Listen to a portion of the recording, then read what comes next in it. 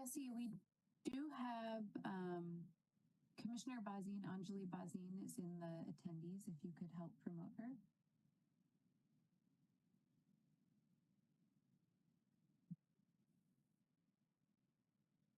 All right. Can everybody hear me? All right, that's good. All right, it's 5:30 and we're all here, so I will call to order this Monday, November 17th, 2025 meeting of the Madison Plan Commission. Director Tuttle, will you start us out with roll call? All right, good evening, everyone. Alder Field? Here. Alder Glenn? Here. Alder Ugair? Here. Commissioner Bazine? Here. Commissioner Heck? Here. Commissioner McCahill? Here. Commissioner Sanders? Here. Commissioner Solheim? Here. Alternate Wisniewski is absent this evening. School District Representative Chiek? Here. And Chair Ganam? Here. Thanks. Scott, is that the right way to say your last name? Yes, it is. Thank you. Chiak. All right. As Ganam, I like to get that, out on the table. So to say all the letters. Thank you. So we will start with technical information from facilitator Jesse Poole.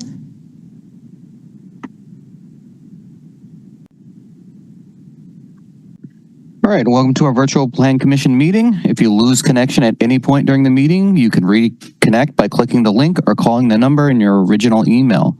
Members, if you are able, please activate your video and keep it on for the duration of the meeting. Staff, if you are able, please activate your video when you are speaking. Panelists, use the raise hand feature when you'd like to be recognized to speak, ask questions, or request a roll call vote. Lowering your hand will take you out of the queue. Members of the public who have registered to speak, the name you entered in Zoom must match the name you entered in registration. You will remain muted until called upon. The clerk will tell you when your time is up. After speaking, a member of the body may ask you a question. If you need to share documentation with the committee, please send it in the email list in today's agenda. Chair, the floor is yours. Thanks, Jesse. So our first agenda item is time for public comment for items that are not on the formal agenda tonight. Director Tuttle, did we have any registrants tonight? We have no registrants for this item, Chair. All right. I would note in the Legistar, there are a couple of new written public comments that the commissioners can take a look at as they have time to do that. So thank you. We'll go next to disclosures and recusals. Members of the Plan Commission should make any required disclosures or recusals under the city's ethics code. Do any commissioners have disclosures or recusals related to tonight's agenda? All right, seeing none, we'll move to approving the minutes for our last meeting on November 3rd, 2025. Does anyone have additions or corrections to the minutes? All right, see no hands. Is there now a motion and a second for approval? Alder Ugair, thank you for the motion. Alder Field, thank you for the second. Any discussion? If not, is there any objection to unanimous approval for our last meeting minutes? Great, thank you. All right, we'll just cover our schedule of regular meetings. We're getting down to the end of the year, so we have a meeting December 1st and December 15th, and then we'll have a bit of a break and we'll be back January 12th, 2026. And those are all regular meetings that are virtual, and we'll start at 5:30. So we'll get those on the calendar. All right, we will move on to tonight's new business. We do have a couple of consent agenda items. It's been the custom of the Plan Commission to remove from the agenda those items on which staff members believe an application has been sufficiently reviewed to support approval with all the conditions placed upon it by the various city departments, and where the applicant accepts all those conditions, and there are no individuals who have registered to speak in opposition to the item. We also will use a separate consent agenda for items that are requested by an applicant or staff to be referred to a future meeting. And referral does not require a public hearing, so we'll do those two consent agendas separately because tonight we do have each of those. So tonight's consent agenda for approval is before you on the screen, and that would be agenda items 2 and 3 that are on the agenda, that are on our proposed consent agenda for approval. Does anyone want to make a motion to separate either of those items off of consent? All right. If not, we also have one item on tonight's consent agenda, which is recommended for referral at the applicant's request to our December 1st meeting. And that is item number 10. So we'll start with the approval consent agenda, and I will read those items into the record, and then we'll do a quick public hearing. So item 2 is Legistar 90546, determining a public purpose and necessity and adopting a transportation project plat number 5992-10-73, City of Madison, High Point Road, Raymond Road intersection for the acquisitions per the plat of land and interest required. This land is located in the northeast quarter of the northwest quarter of the southeast quarter of the northwest quarter, the southwest quarter of the northwest quarter, and the northwest quarter of the northwest quarter of Section 2, Township 6 North, Range East in both the town of Verona and the city of Madison, Dane County, Wisconsin. And this is in Alder Districts, parts are in Alder District 1 and Alder District 7 of the city of Madison. And hopefully Tim Parks will correct me if I shouldn't have said quarter instead of 1/4, but hopefully that was a lot of quarters. The second consent approval item is Legistar 90344, which relates to 1440 East Washington Avenue in Alder District 6, consideration of a conditional use in the traditional employment TE district for general retail. All right, I will open the public hearing and close the public hearing on those two consent items and ask if there's a motion and a second to approve the consent agenda. Alder Uguer, thank you. Commissioner Solheim, thank you.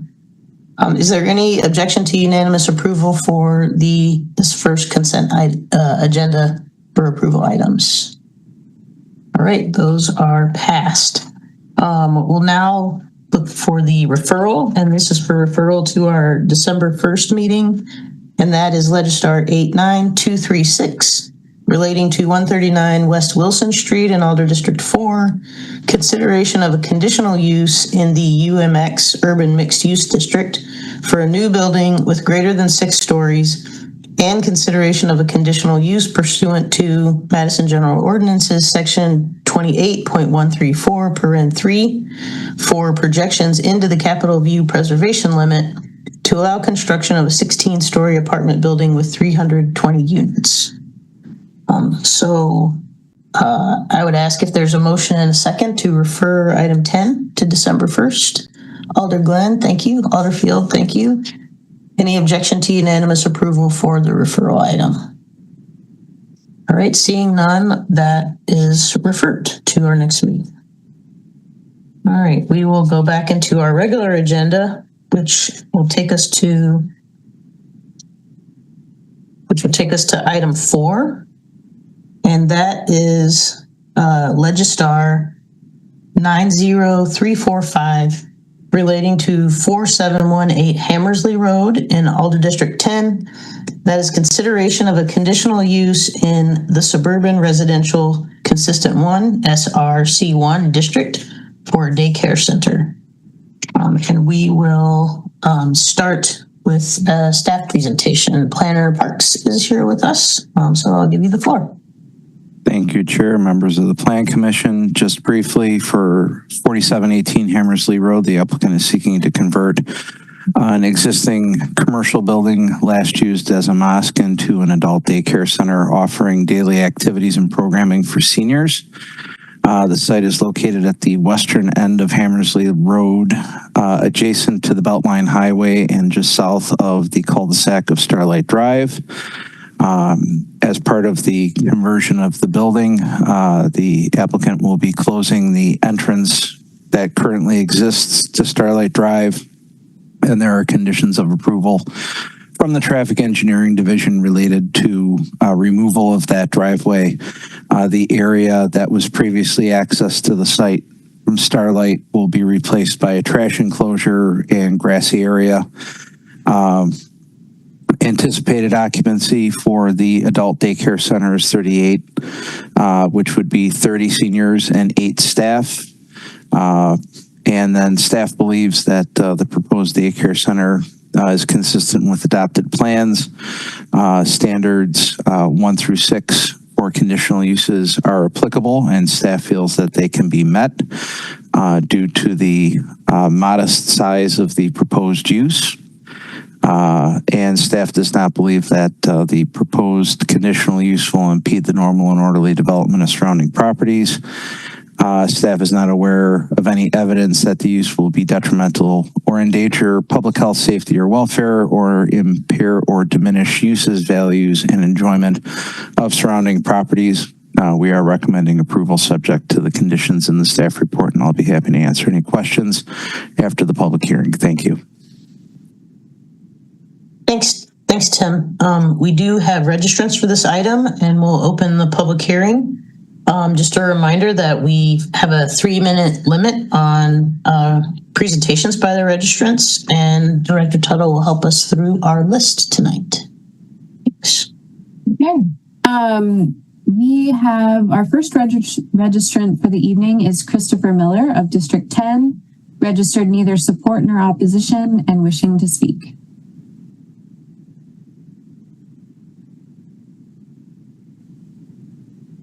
I'm sorry, I just hopped on the meeting at this point, so I failed to hear the first part of it. I mostly was concerned in terms of what the residents' physical or mental capacities would be, whether we had to worry about people wandering into our yards or that sort of thing. Thanks, Christopher. Okay, and for Christopher, who just joined, this is a time that we hear from members of the public who have registered to speak, and after we hear from everyone, the commission can ask questions of other registrants and of staff. We'll move on to our next speaker, who is Eric Kelland of District 10, also registered neither in support nor opposition and wishing to speak. Eric, I think your mic is off or is live, so you have the floor. Okay, great. Yeah, I wasn't sure if this was a answer question kind of thing either, but I know we had a meeting planned that got canceled with the neighborhood and the developer. And so I don't know if if that was just canceled completely and now we've moved to just go ahead and approve or not approve. But our question that we had back then was, is this the same adult daycare that already currently has a space at 4418 Hammersley and 4422 Hammersley? At the time that we posed a lot of questions to each other during this meeting or to the developer, they didn't have any answers for us, but our questions were not so much related to the adult daycare aspect, but that specific adult daycare that's already up there, we know has a lot of parking issues. They have a lot of cars parked along Hammersley that seem to get tickets very frequently, many of which do not have license plates on it, and they seem to move around. So it seemed very odd for an adult daycare to have basically a used car lot or whatever sort of business they're doing with those cars. So a lot of our questions were related to that. And then seeing that this suddenly also on Hammersley, we have an adult daycare trying to move in. We were more curious if that was the same and how that might impact, if it is the same company, how it would impact specifically Starlight Drive and the little cul-de-sac there, if all these cars would be parked suddenly on that drive without all the license plates, and that would be a not great thing for the neighborhood. So I guess if this isn't a question and answer thing, then I guess that's the information I have, and I'm thinking the neighborhood would all love to know that before moving forward with all of this. Thanks, Eric. Appreciate the comments. We will have time for some QA, and so we'll hopefully you'll get some more information from that. Okay. Just want to check and make sure. So our next registrant is Steve Schulfer, registered in support and available to answer questions. Representing the architect for the project. So Steve, if you'd like to speak next.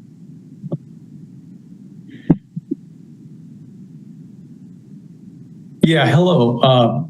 Steve Schulfer here with Sketchworks Architecture. We are submitting the plans for this conditional use permit. I do have a very brief presentation. However, I believe Mr. Parks outlined it pretty well and covered most of the topics that I was hoping to discuss.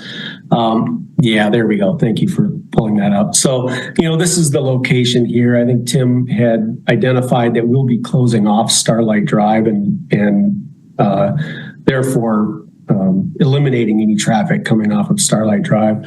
You can go ahead and go to the next slide. This is the location and really the relative zoning district. So we felt this was an appropriate use. I think Tim had already covered that as well. Go ahead to the next slide.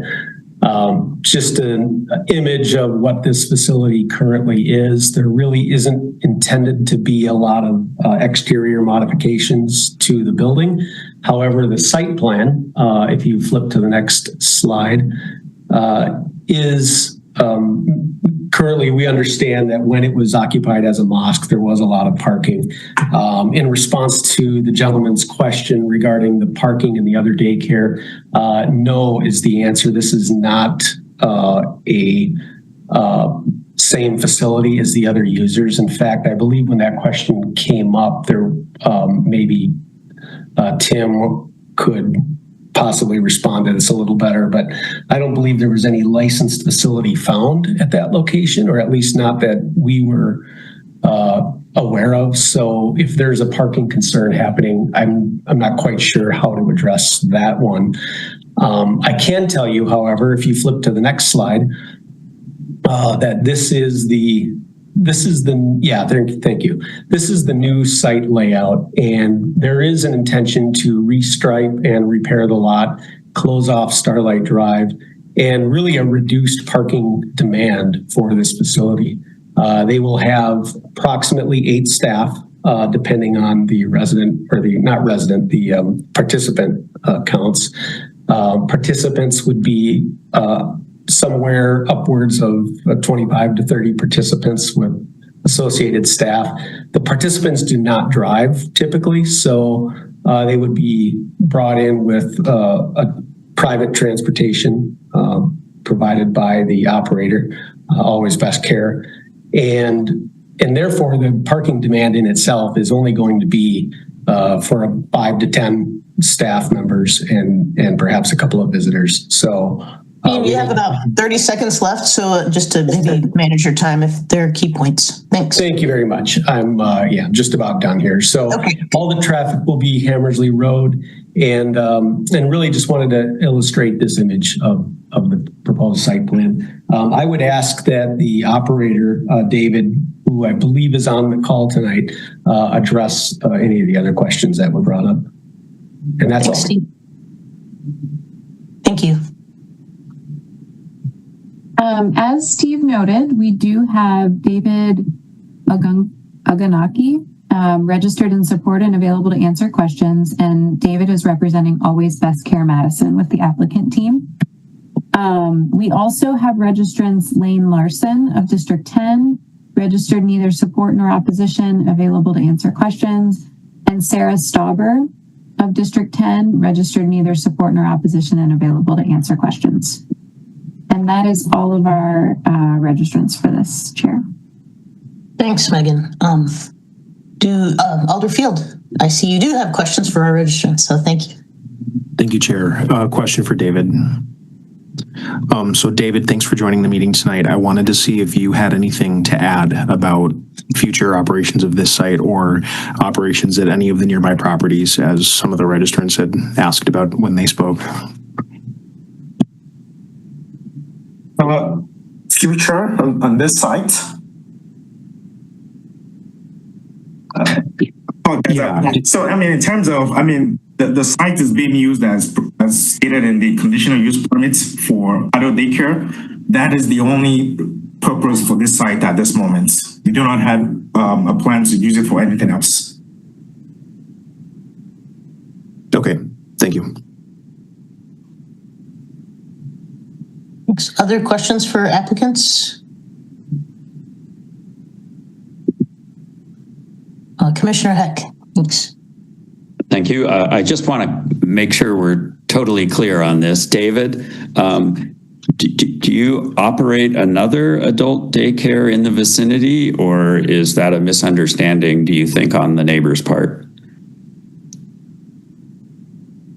Is my mic on? Okay, yes, I'm on. Okay, no, I do not operate any other adult daycare in the vicinity. Okay, great. Thank you. And also, we had some public comment regarding putting in a sidewalk to increase access to the nearby park, potentially a stop sign, I guess, that would be at the end of your driveway where it joins Hammersley. I don't know if you've seen that public comment, but do you have any reaction to that?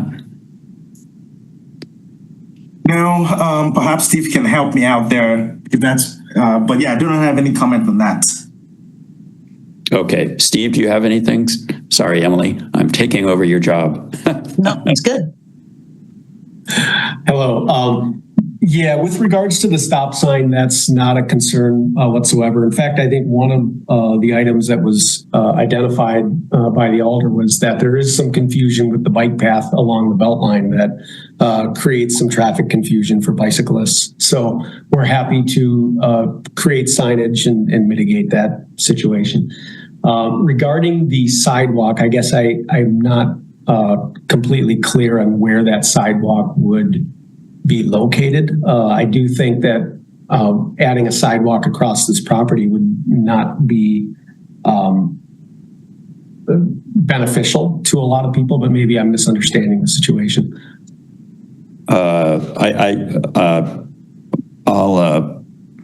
I won't try to explain people's comments just yet, but I appreciate your input. Thank you. Thanks, Commissioner Heck. Other questions for our registrants on this item?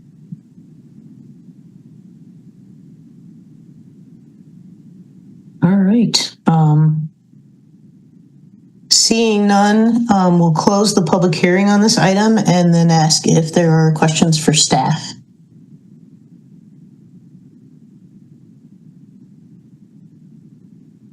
Commissioner Heck, thanks.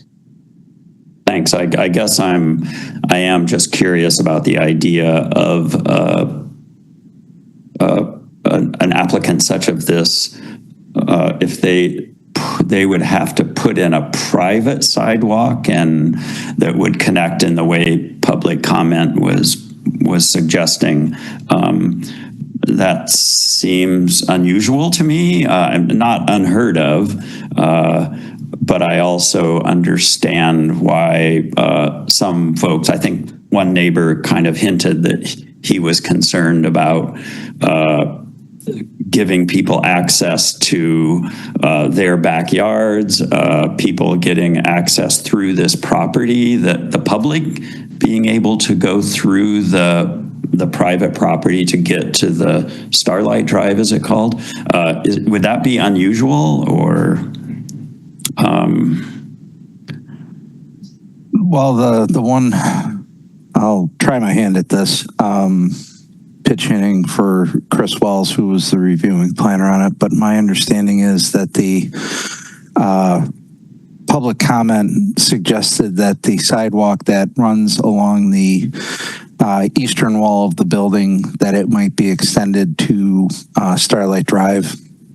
We did share that question with both city engineering and traffic engineering staff late this afternoon. And traffic engineering staff wasn't opposed to it. However, there is not a sidewalk on Starlight Drive on either side. And it would be rare to run a sidewalk to basically dump into a cul-de-sac bulb, which would be the condition here. We do routinely connect private sidewalks to public sidewalks. It's less common to do that when there is no public sidewalk to connect to. I'll just, for the sake of anyone watching at home, that commenter also talked about adding a stop sign where the private parking lot would connect to Hammersley Road heading east. There's already a staff condition of approval to that effect. And then historically, this is a unique site by virtue of its access. It kind of takes access from a weird section of WSDOT right-of-way on the north side of the Beltline. And then there was a driveway, or is currently right now a driveway that connects to Starlight Drive. I believe that some of the neighbors noted that there has been cut-through traffic, folks using this site, private property, to get to the public rights-of-way north and east of the site. The connection to the north will be terminated as part of the approval of the conditional use should the Plan Commission find the standards met. Okay, thanks, Tim. That was helpful. Tim, just a quick follow-up. Do they then like add a dead-end sign automatically at the front of Starlight so you don't kind of think you are going on a throughway and get stuck? That would be something we would have to follow up with traffic engineering staff. Technically, Starlight is a cul-de-sac now. There should either be a no outlet or dead end posted where it connects into, I believe, Pontiac Trail. But I'm not familiar with what that condition is. But the cutting through that has occurred through the subject site has been ad hoc and not legal. Fair enough. Thanks. Other questions? If not, I wonder if we're ready for a motion on this item.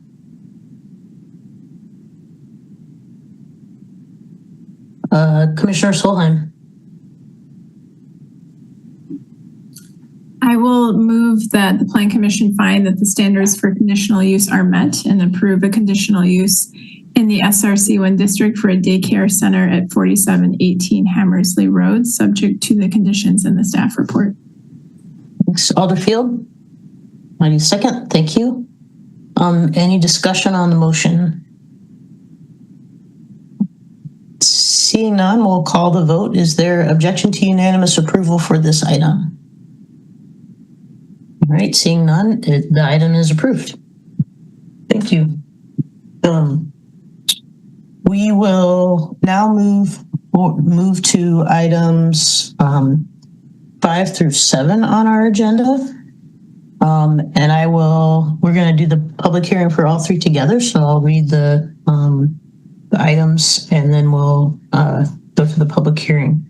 Item 5 is Legistar 90161 relating to 801 South Whitney Way, and this is consideration of a demolition permit to demolish a well house and reservoir, and this is in Alder District 11. Item 6 is Legistar 90536, creating section 28.022-00730 of the Madison General Ordinances to change the zoning of property located at 801 South Whitney Way from CN Conservancy District to PR, Parks and Recreation District, again in Alder District 11. And then item 7 is Legistar 90126, relating to 801 South Whitney Way in Alder District 11, and this is consideration of a conditional use in the proposed Parks and Recreation PR District for a water pumping station and reservoir to allow reconstruction of Madison Water Utility Unit Well 12 and its reservoir. So we will start with a staff presentation. So Tim, the floor is yours. Thank you, Chair. Members of the Plan Commission. Items 5, 6, and 7 are related requests related to 801 South Whitney Way, Madison Water Utility Unit Well number 12. 3 questions that are before the Plan Commission. The first is a referral from the Landmarks Commission on the demolition of the existing well house, which is the principal use of the property, which was referred to the Plan Commission after the Landmarks Commission made a Category B finding. The second question before the Plan Commission is rezoning the site from Conservancy to Parks and Recreation. And then third and finally, the conditional use for the water pumping station and reservoir reuse of the site by the water utility. Kind of take things a little bit out of order, different from how they appear on the agenda, starting with the rezoning request. The site is currently zoned Conservancy. Water pumping stations, i.e. the well, and water reservoirs are conditional uses in the current Conservancy zoning district. They are conditional uses in most of the city's zoning districts. There are a few districts, in particular the employment zoning classifications, where water pumping stations and reservoirs are permitted uses, but in the residential districts, mixed use and commercial districts, downtown districts, and in special districts like CN and PR, they are conditional uses requiring Plan Commission approval. The reason for the rezoning request before you tonight is the Conservancy zoning district limits the amount of lot coverage, which generally speaking is the amount of land occupied by buildings and paving, to 5%. The proposal before you tonight exceeds 5%, and it was determined in the pre-application process that the best way to proceed would be rezoning the site to Parks and Rec. The site is recommended in the West Area Plan for park and open space. That is the same land use category as nearby Odana Hills Park and Golf Course. And the site has been recommended for park and open space going back to 2006. And so staff feels that rezoning the site from CN to PR would be consistent with the land use recommendation. It is noteworthy that the Parks and Recreation District does not have a lot coverage maximum compared to the CN district. So staff feels that it would allow the water pumping station and reservoir to proceed while remaining consistent with our adopted land use plans. Then moving on to the demolition, the existing well house and reservoir have been on the roughly 1 acre subject site since 1957. The building is designed in the Prairie School style. Back at the time that the water department built the Well 12 building, the pump houses throughout the city were influenced by the Nickel Station main pumping facility that is downtown, was constructed in 1917. And a lot of the wells built after it up until the early 1960s were heavily influenced by the design of Nickel Station, which is at 311 North Hancock Street. In reviewing the demolition for the Landmarks Commission's consideration of it last month, preservation staff found that the building retains its architectural integrity and speaks well to the early history of the city's municipal water service, and that there were other older wells of a similar style that had actually been found, one in particular on Vilas Avenue, to be eligible for registering placement on the National Register. The finding at Landmarks Commission, consistent with the recommendation of preservation staff, was that it was a Category B demolition, which then puts the demolition in front of the Plan Commission to consider. In order to approve the demolition, the Plan Commission needs to find that 2 approval standards are met. Standard 1, regarding that the demolition will aid in the implementation of adopted plans, consistent with the statement of purpose for demolitions in the zoning code. And in this case, staff feels that the proposed project can be found to be consistent with the city's adopted plans.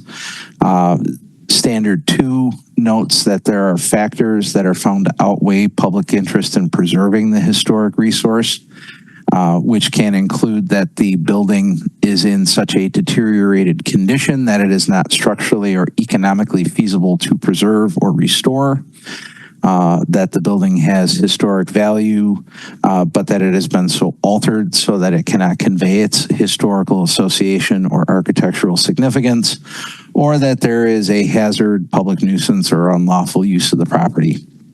And in the case of Well 12, staff feels that the Plan Commission may find that Standard 2 is met, despite no evidence being provided that the well house is in a deteriorated condition. There are no structural or fire hazards or public nuisances on the property. In fact, Well 12 is a working facility, and it appears to be in good condition, much as it has been since it was constructed in 1957. However, the water utility has asserted to planning staff that it needs to replace the well, that the existing facility is not suitable to its needs for providing a code compliant well according to state administrative codes, and that reusing the building is not feasible. So there is water utility staff, both their consultant from SEH as well as water utility staff, who will be present to substantiate their need for demolition of the existing well in order to build a new well on the site. If the demolition is approved, it was recommended by the Landmarks Commission that there be a, that there be a study of the historical significance of the building. And there is a condition of approval to that effect in the staff report, basically requiring documentation of the existing conditions to meet historic survey standards. And that would be determined to be acceptable to the preservation planner per the condition. Finally, regarding the conditional use, if the Plan Commission believes that the standards for demolition can be met, staff does believe that the conditional use standards can too be met to allow the new well and reservoir to be constructed on the site. There were no agency comments submitted that would suggest that the proposed well is not capable of meeting the conditional use standards. Likewise, we do not feel that it'll have an impact on the uses, values, and enjoyment of surrounding properties, or the normal and orderly development of surrounding properties, noting in the report that the nearest building are residences located approximately 250 feet northeast of the well. One thing to note in the conditional use approval, that the conditional use standards require that the proposed conditional use conform to the applicable regulations of, in this case, the proposed PR zoning district. However, our zoning staff has determined that the side yard required in the PR district will not be met with the proposed well house. And as a condition of the project moving forward, they will need a variance from the Zoning Board of Appeals. There is a 30-foot side yard required. However, because the water utility is proposing to reuse the wellhead, the proposed building cannot meet that 30-foot setback. So the project would, as a condition of approval, as noted in the zoning section of the recommendations portion of the staff report, would be required to get a variance prior to final sign off and issuance of permits if the conditional use is approved. That concludes the staff overview. I'd be happy to answer any questions after the public hearing. Thank you. Thanks, Tim. We will open the public hearing for this item. And I think, again, we'll stick to our 3-minute time limit for speakers, and we'll try to interrupt and give you a warning when you have a minute or less to go.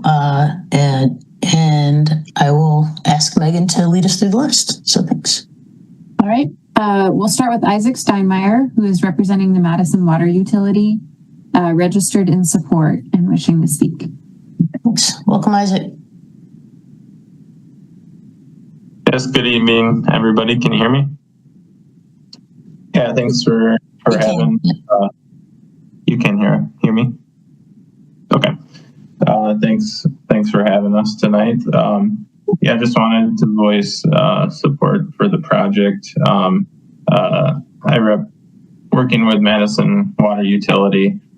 This project has been, in development over 20 years. It was originally identified on a master water system master plan in 2006. This project was designed in 2014 through 2017. Went all the way through permitting stages through the city and with DNR and PSC at that time. But due to some budget constraints at the water utility, the project was put on hold at that time. Tim's bringing up a slideshow here. So this is some of the history on the project. As Tim said, this was built in 1957, this existing facility. It is currently, the floor plan is designed, the existing structure to supply water to only pressure zone 7. There was some site modifications that give it the functionality to pump to 2 separate pressure zones, pressure zone 7 and pressure zone 8. The proposed project here tonight is completing that conversion of this well to a dual zone water supply well for the utility, which is some functionality that is necessary in the water system. Well 12 is one of the highest water quality wells for Madison Water Utility, so trying to encourage its use for the west side of the city of Madison is important, and this project supports that. Some early stages. There's about 45 seconds left if you want to manage any key points. Yeah, so this project also is proposed to address Wisconsin DNR deficiencies. So there's separate chemical feed rooms and restroom improvements that are necessary. Also, the age of the structure, it's nearing 70 years old. So this limestone exterior is in a weathered condition. So the proposed architectural style is trying to honor that history at Madison Water Utility that Tim referenced before. So we are going to utilize some of the limestone as well into the new exterior at the entrance of the building, as well as the some other features. I think the last slide, Tim, slide 15, shows the 3D concept of the proposed building and the existing building next to it. So you can see the architectural style is really trying to mimic that existing building. But thanks, Isaac. Yep. All right. Okay, I'm going to read off a list of names of other registrants who are all here representing the Madison Water Utility and are here in support and available to answer questions. Pete Holmgren, Jeff Nussbaum, and let's see here, I think that's it. Pete Holmgren and Jeff Nussbaum. Our last registrant is Tim Pearson, who is also with the water utility, but I don't believe Tim is here to answer questions. Thanks, Megan. Do any commissioners have questions for any of our registrants, either Isaac or others here to answer questions?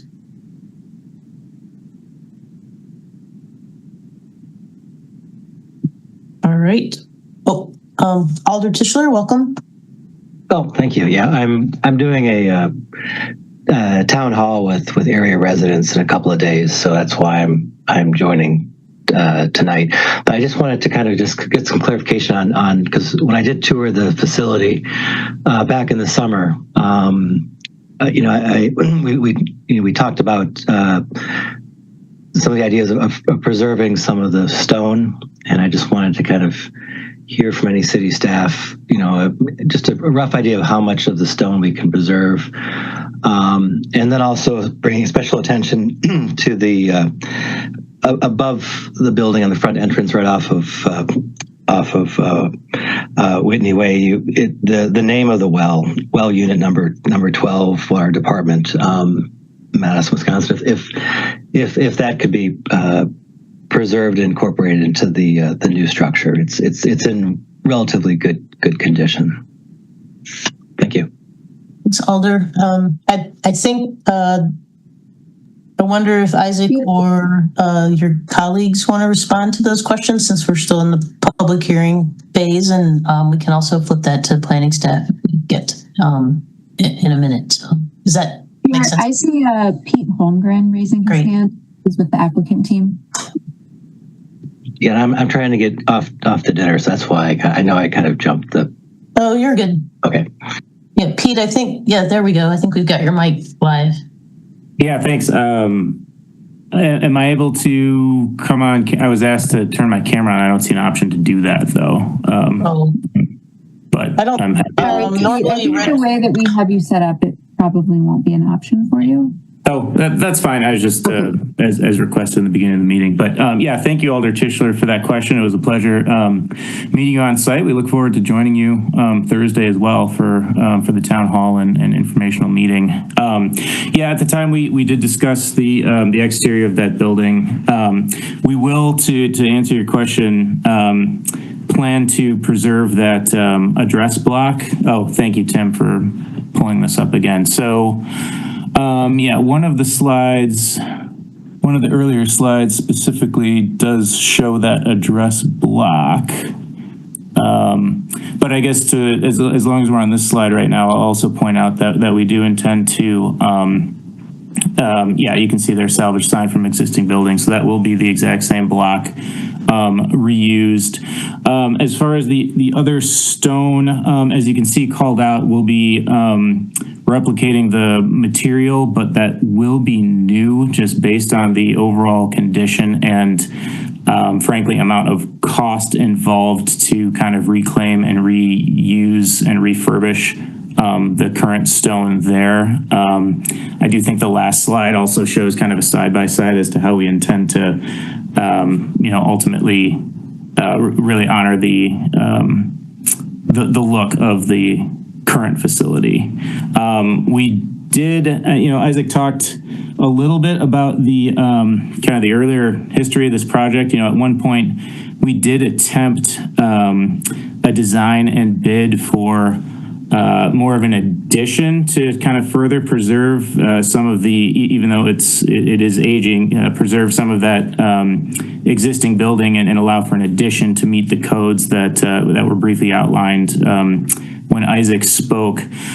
We received bids to a magnitude of about 3 times what we were expecting, and contractors simply cited the difficult with working around a building of this condition and adding on to it. It's not that it can't be done, it's just that the cost involved we did not feel was justified to ratepayers or our overall agency's budget. And so that is why we're ultimately looking for a demolition, preserving the well hole itself, and kind of repositioning the new building around that existing well hole, which, to go off on a small tangent, is why there's that setback item that Tim Parks mentioned as well. So a little long-winded there. I hope that answers most of your question, though. Thanks, Pete. Any other questions for registrants? If not, we will close the public hearing and ask if there are questions for staff from the commission.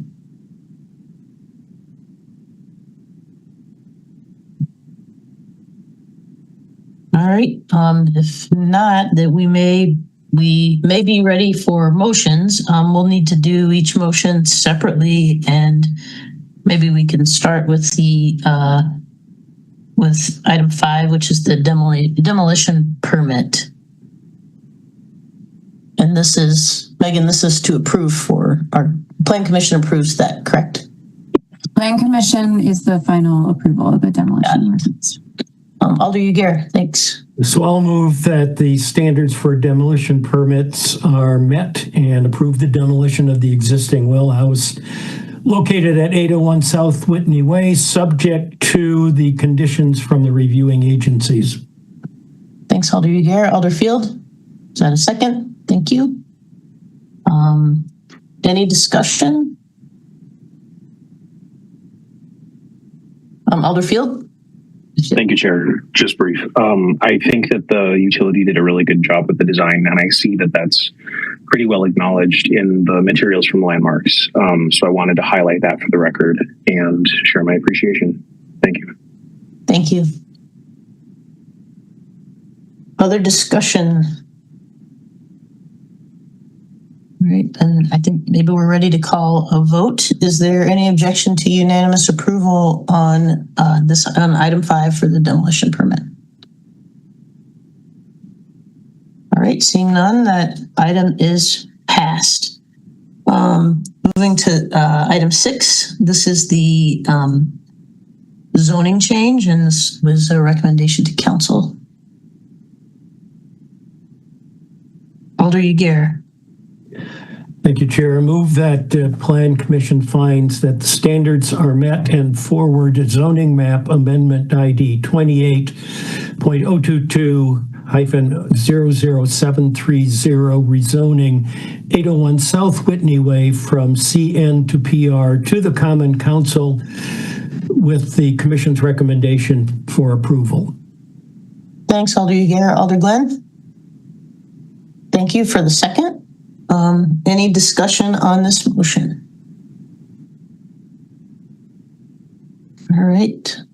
Seeing none, we'll call the vote. Is there any objection to unanimous approval on this item? So we will record that item as passed, and that gives us 7, which is the conditional use permit. Alder Uguer. I'm on a run here. You're on a hat trick. So. I move that we find that the standards for conditional uses are met and allow reconstruction of Unit Well 12 and its reservoir subject to the conditions from reviewing agencies. That would be the motion. Thanks, Alder Uguer. Alder Glenn, thanks for the second. Any discussion on this item on the conditional use? All right, seeing none, is there any objection to unanimous approval for this motion?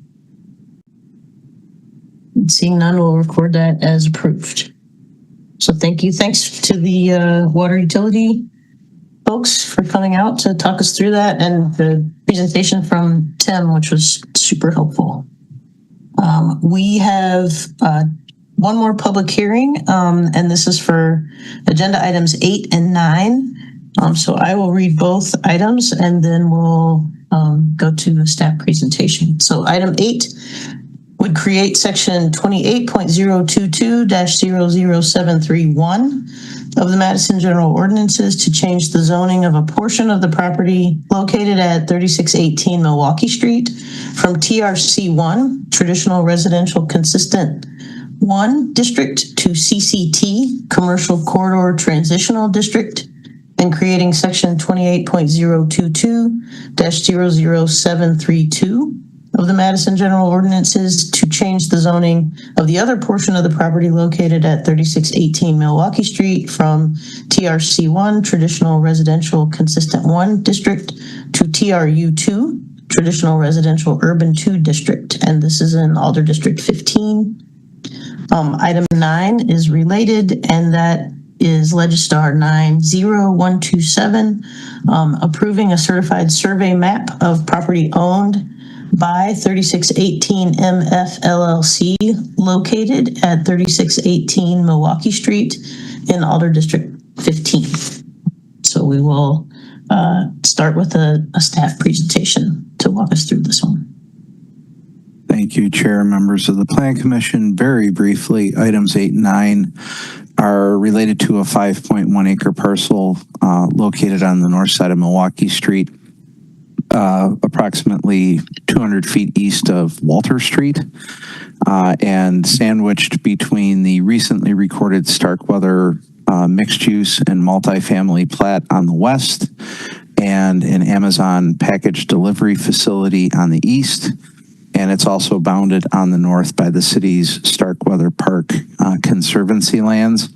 The request is to divide the property into 3 lots and 1 outlot for stormwater management to be accessed primarily by a north-south local street that will be extended along the eastern property line and connect to stubs of Chicago Avenue and Canvas Road that were established by the Starkweather plat on the west. Lot 1 of the proposed land division would be zoned CCT, Commercial Corridor Transitional District.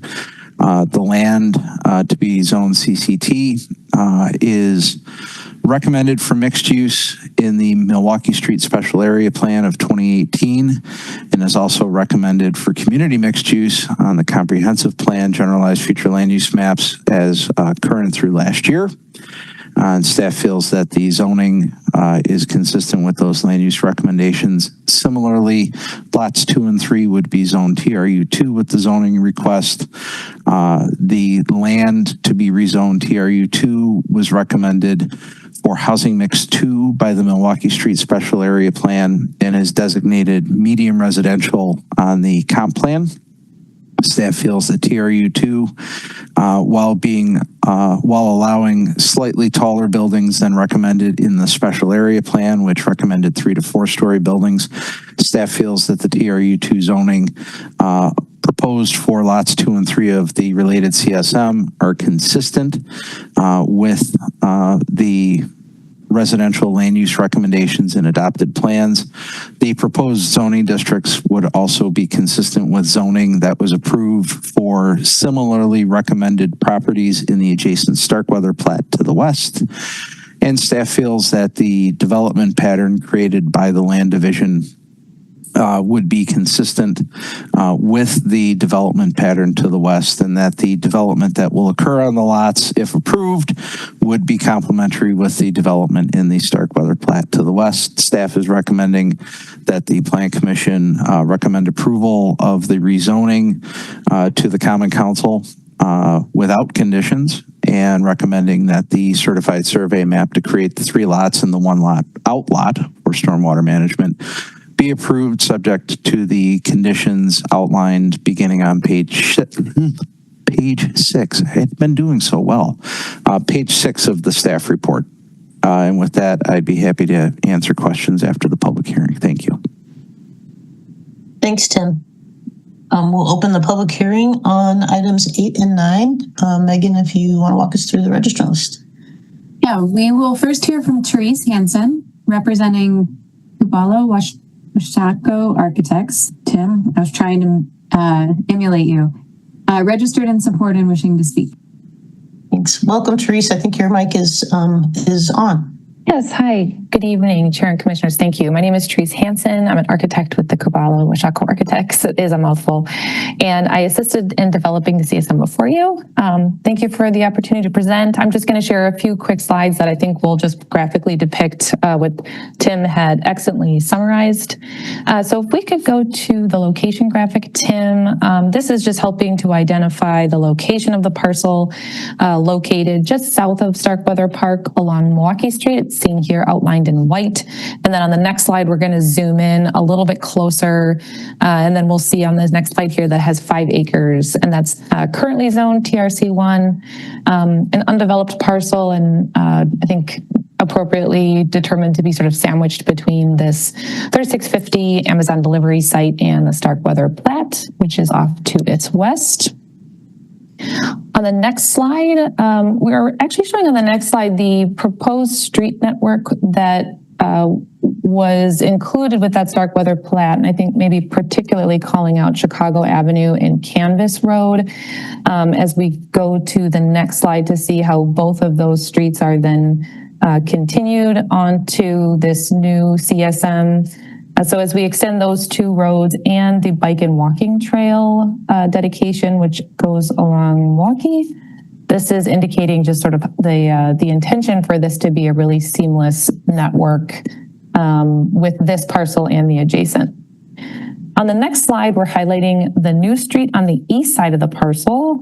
This location for the street was preferred by both city staff and by the development team perspective.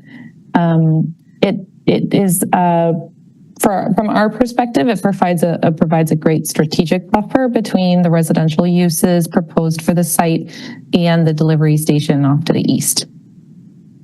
Then on the next slide, we're showing then the further division into 3 parcels, as Tim had noted, with that stormwater parcel located on the northwest corner. This whole site slopes to the north, so that helped to guide the location for the stormwater outlot. But then additionally on the next slide, you'll see that we're showing the potential location for the adjacent community gardens for the site next door.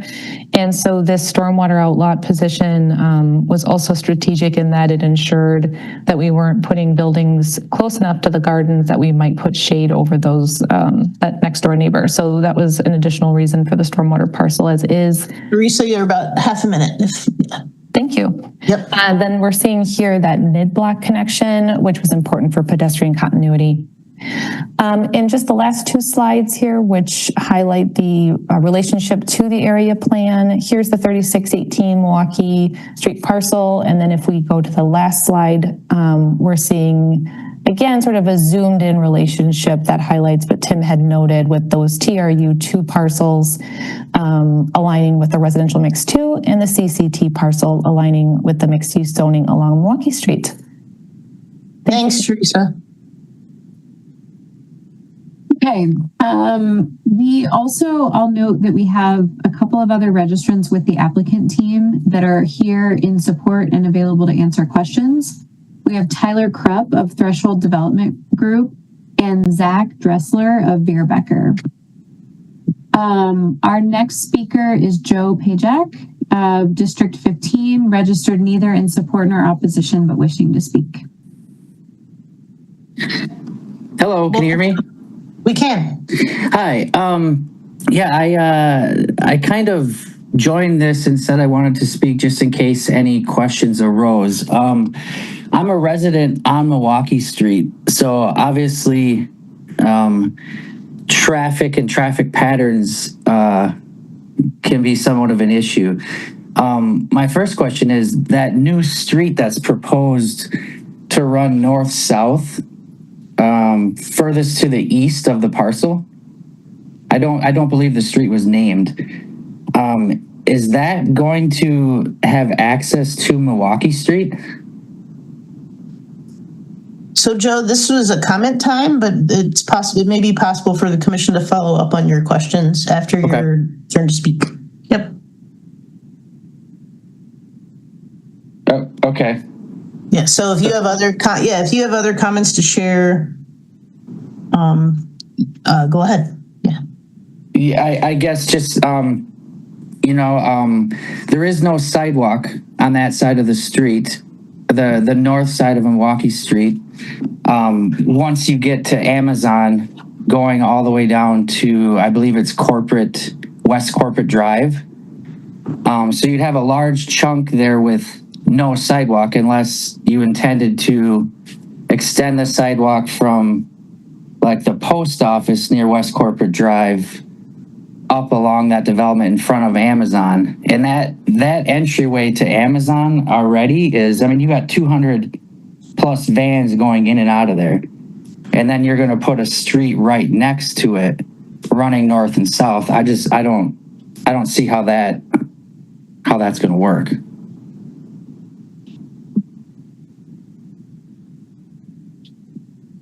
Thanks. Thanks. I'm sorry. I don't know if we maybe inadvertently stopped Joe. Joe, if you have, you have another, minute if you have other comments to share. Yeah. Sure. I guess just taking, pedestrian traffic as well as, residents that have a driveway on Milwaukee Street right there into consideration when, when there's new streets and routing traffic. I haven't really heard any plan for that. So my comment would be to take that into consideration, please. Yes, thank you. Thank you. Okay. Our other registrant on this item is Nicholas Davies of District 15, registered in support but not wishing to speak. And that's all we have for this item, Chair. Thanks, Megan. Are there questions from the commissioners for any of our registrants?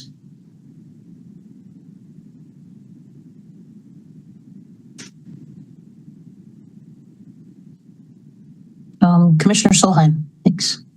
Thank you. This question is for Therese. I think that you mentioned, extending the sidewalk path along Milwaukee Street. That is probably something that comes, more detail with that would come forward with an actual development proposal with this versus this rezoning. But I just wanted to raise that question and confirm.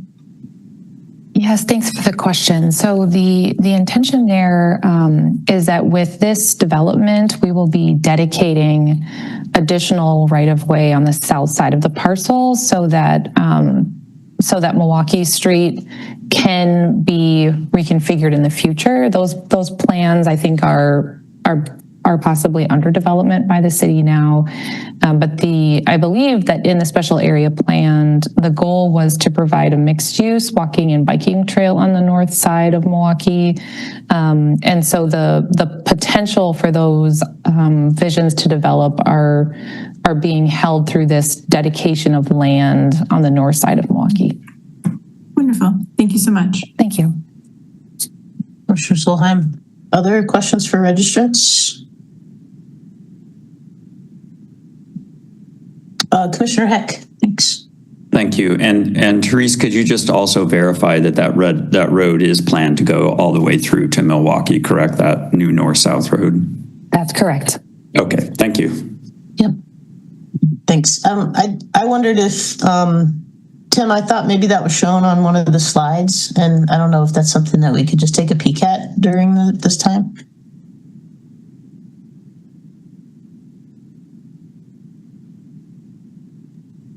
I'm sorry, what was the? Oh, how the north side of Milwaukee Street will look in the and I guess in the CSM. I thought there was a slide that maybe showed that pedestrian and bike throughway. Yes, I can pull that up here. Just one moment.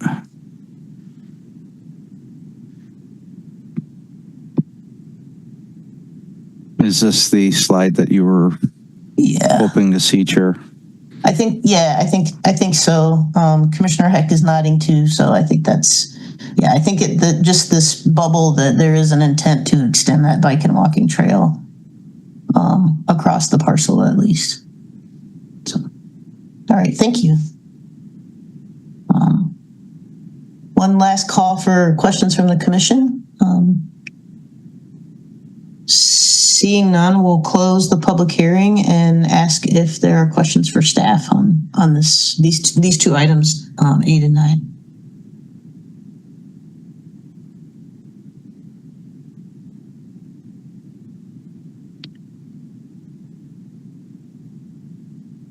If not, we may be ready to consider a motion. I think we would start with the zoning proposal. Commissioner Solheim, thank you. Thank you. I'll move that the Plan Commission finds that the rezoning is consistent with the comprehensive plan and Milwaukee Street special area plan.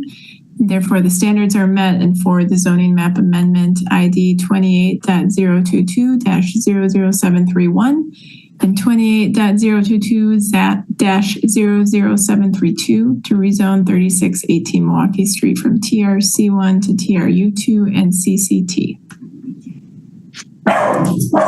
Thank you. Alderfield, thank you for the second. There may be a third from the Solheim household there. So thank you. Any discussion on the pending motion? All right, seeing none, we can call a vote. Is there objection to unanimous approval for this item? All right, seeing no hands, that item is approved. And now we'll go to item 9, which is the certified survey map. Commissioner Solheim, thanks. I'll hesitantly go off mute here. I'll find that the Plan Commission find that the standards are met and approve the certified survey map of 3618 Milwaukee Street forwarded to the Common Council with a recommendation of approval subject to the conditions in the staff report. Thank you. Thanks, Alderfield, for the second. I think you got it under the wire. Any additional discussion on the certified survey map? Seeing none, is there objection to unanimous approval on this item? Then we will hold that as approved. So thank you. Thanks for excellent staff reports tonight. I think we've had some good discussions. So we will pause for member announcements, communications, or business items. Does anyone have any such items that they would like to share with the commission? And if not, it's now time for the secretary's report. So Megan will give you the floor. All right. Thank you, Chair. As the chair noted, we have just 2 more meetings remaining for 2025, which is hard to believe. And we've saved a lot of fun stuff for you for the end of the year. So as you can see with our upcoming matters, we have a number of projects that will be coming before you for both of those meetings, including the item from your agenda tonight for 139 West Wilson that was referred.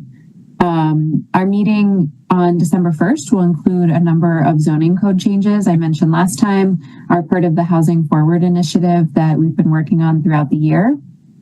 Just a quick reminder that these items will be discussed at tomorrow night's Housing Policy Committee, and including some potential amendments that have been floated by members of the committee and other alders if you want to join that meeting and hear more about what might be coming your way.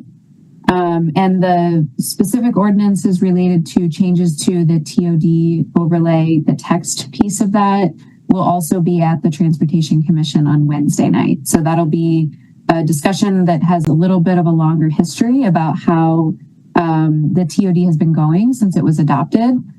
Discussion of some of the kinds of projects that we've seen come through, including some that the commission has seen, and how those proposed changes might address some of the things that we've talked about as a commission. And then I'll just note a longer list of development items for the December 15th meeting. And if you, as always, if you have any questions as you're perusing those legislative files, even in advance of the staff reports being posted, please feel free to reach out to the staff to chat about anything you might have questions about. I'll also note we are working right now on selecting some dates for special meetings in 2026. You have the calendar for our regular meetings. We are targeting 3 meetings again next year, probably one in the spring, one in the later summer, and one in the fall. So we're working through a couple of calendar items in order to get those dates over to you for next year. And then finally, I don't know if folks would like to do a quick round of introductions just for Scott as our new MMSD representative. Want to welcome Scott here as well, and thank you for serving as the representative for the school district on the Plan Commission. Thank you, Megan. Thank you, Megan. Scott, why don't you start? Yeah. Yeah. My name is Scott Chiak. I'm the Senior Executive Director for Building Services for MMSD. I've been there about 15 months now. I am a longtime Madison area native. I grew up on the east side of Madison. I went to Senate and La Follette. So very familiar with the Madison and all its generalities and all the things that are growing in Madison. So excited to be on the commission to help out. And obviously we're here to help grow our city and bring more students to our district to meet all of our future city needs. Thanks, Scott. Welcome. Thank you. So I think, do we just want to, how do we want to do this, Megan? What do you think? You want me to call the roll, Chair? Why don't we have you introduce yourself? Yeah. Sure. I'm Emily Ganam Scott. It's nice to meet you. I think we met in person at our last meeting, and I've been the chair of the commission for about a year. And in daily life, I'm kind of a retired reformed attorney at the current time. So yeah, maybe on my Brady Bunch, maybe Alder Uguer, I think you're next. So you can go and then hand it off as you see fit. I'm John Uguer. Don't worry about the connection between the spelling and the pronunciation. I used to just be called John, or I answer to a pause, but District 19 on the west side, and a long career in construction, housing, especially affordable housing and sustainable housing. Pleasure to meet you. Do we want to go to Alderfield? Sure thing. Welcome to the Plan Commission. My name is Derek Field. I am elected from District 3 on the far east side, most of which takes up most of Kennedy Elementary's attendance area. By day, I work on education policy and data. So welcome. Thank you. Alder Glenn. Hi, Scott. I am Carmela. Oh, God, there's a delay on mine. I am Carmela Glenn, Alder Glenn, District 18, far north side. Day job, I work for the county, for Dane County, in contracting, peer services, social services. Nice to meet you and welcome. Thank you. Pleasure to meet you. Patrick, you want to go next, maybe? Sure. Patrick Heck. What am I? I'm a former alder. I used to be a downtown Near East Side alder, and have been on the Plan Commission for quite a few years. I am a mostly retired climate weather researcher, and welcome. Thank you. Pleasure to meet you. Chris, how about you? Welcome, Scott. I'm Chris McCahill. I work in transportation in all various aspects of my life, including I am the crossover appointment to the Transportation Commission and the Plan Commission. Great. Pleasure to meet you, Chris. Yep. Anjali? I'm Anjali Basine. I've been on the Plan Commission for about a year and a half, originally as an alternate. I don't have any background in planning or buildings. I often have a hard time reading architectural plans, but I'm a good listener. And during the day, I do a lot of work political. I work for a political nonprofit doing voting rights and democracy work and working with tribal communities. And my dog was so interested in the meeting today. I saw the ears. Yeah. Pleasure to meet you. Yep. Sarah, you want to go next? Hi, Scott. Welcome. I'm Sarah Sanders. In my day job life, I am a budget and policy analyst for the state of Wisconsin Department of Health Services. And I am here as just a resident who is a big housing enthusiast and is learning the ropes along the way over the last year and a half. So welcome. Thank you. Pleasure to meet you, sir. Nicole? Welcome, Scott. My name is Nicole Solheim. During my day job, I work for Senair, an affordable housing developer and nonprofit. And I've been on Plan Commission, I think, since 2020. And usually my dogs are better behaved during meetings. Pleasure to meet you, Nicole. Very nice. I think that's all of us. All right. You can catch Darren then the next time we meet. So yeah. Sounds great. Thank you. All right, Chair, that's all I had for my secretary's report this evening. All right. Well, I think we are ready for a motion to adjourn. Alder Glenn, thank you. Commissioner Solheim, thank you. Any objection to unanimous approval? And seeing none, we'll stand adjourned and we'll see you in a couple weeks. Thanks. Thank you. Have a good evening.